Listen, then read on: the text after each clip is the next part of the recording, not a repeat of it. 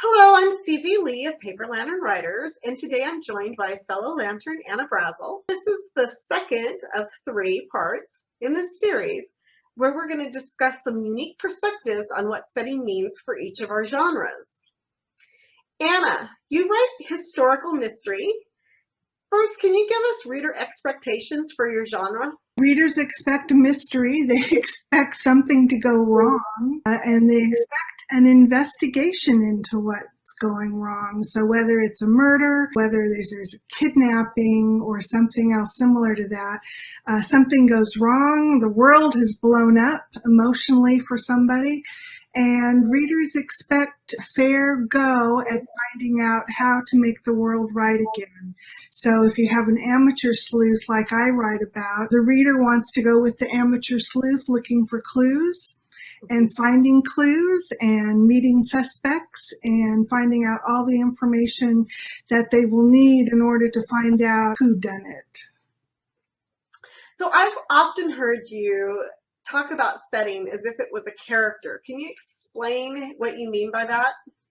I think a setting is just as much a character as a human or an animal character, and by that I mean they breathe. A setting actually breathes. It breathes in and it breathes out. It has an odor to it. It can hear things. It sees things. You can hear it. It's just got all the senses that a real person or an animal has, and I think that it just makes the whole book alive when you realize that your setting is not just a building, it's not a tree, but it's the whole universe, and it is a character, it is alive. So can you give me a couple examples of that? I have one of my favorite ones. I'm going to read it. So this one is from Caleb Carr's The Alienist, which takes place in 1896, New York City. Delancey Street carried us past the shuttered stalls of fruit and clothing merchants and on into one of the worst of the Lower East Side's tenement and shanty-strewn ghettos. A vast maudlin sea of small shacks and shoddy new tenements stretched away to either side of us.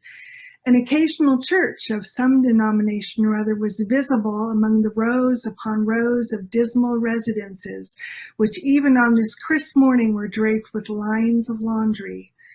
We were in a neighborhood that knew little of laws, man-made or otherwise, a neighborhood that gave joy to visitors and residents only when they were allowed to view its recession in the distance after making their escape. So a neighborhood that knew little of laws, that really sets the scene that this character is going to create problems for at least one person, the person who's going to get murdered. And then also it's going to create problems for your sleuths that are trying to solve that murder. So the character of Delancey Street, the character of New York City, is bold and rough, and it's going to do everything it can to obstruct the sleuth's search for justice. Well, it definitely makes a more dynamic setting than just thinking, oh, it's the time and the place.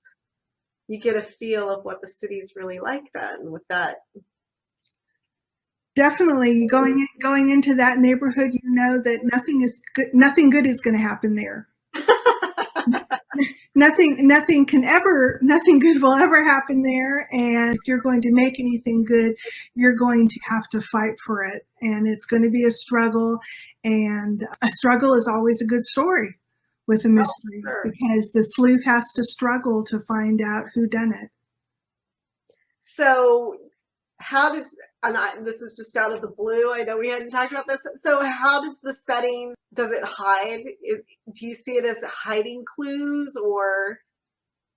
It can hide clues, but I think the setting more magnifies what's going on with the story.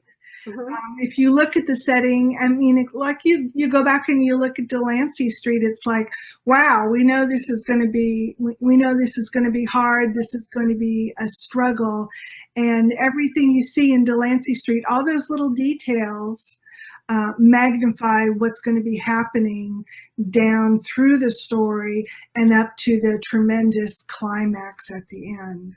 So it's kind of like a ball that's rolling downhill. Your setting can start out worse and get worse and worse and worse until the big fight is on. I love that. Oh, good.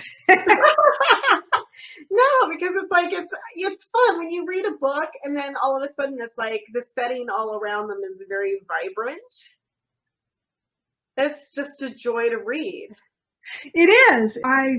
Another example I had was I went to Dorothy L. Sayers' Gaudy Night, which actually takes place in Oxford. It actually sets up this nice little village of the campus that she went to a long time ago when she was in school, maybe 20 years ago. But it's just the setting just really enhances the story.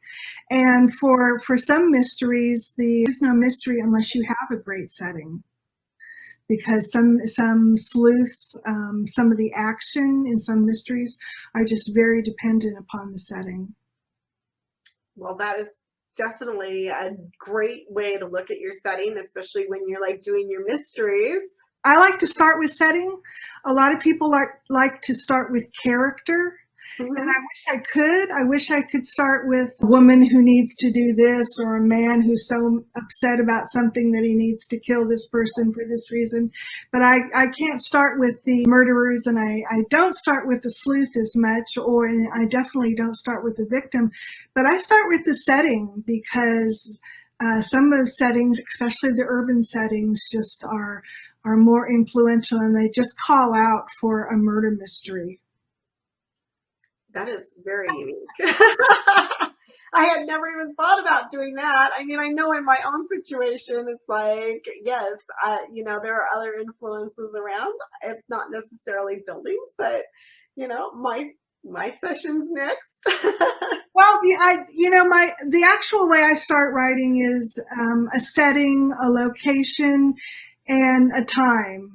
Mm-hmm. Because to me, having studied history, I guess having been a history student and just learned history like that, it's really the intersection of a setting, a locale, and a time. Mm-hmm. And to me, that's an explosion. And then you put in the characters, and then that's like a bomb going on. Because you have, characters who are lusting after things, who are ambitious, who are angry in that setting, in that already dynamic setting. And you can have a lot of fun as a writer. And hopefully that comes out in the story. That you had fun, but that also there's a colossal intersection of a time and a place and people who want things. And that's what, every story is about. People want things. And what do they want? How far are they going to go to get it? And that's a mystery. That's a family saga. That's a romance. How far are they going to go to get it? And when is society going to come down and say, whoa, that's enough. Yeah. Enough is enough. Yeah. Well, this has really been fun, Anna. So thanks for joining me. If you enjoyed this interview, please subscribe to our channel. And don't forget to join our Facebook group, Shine with Paper Lantern Writers.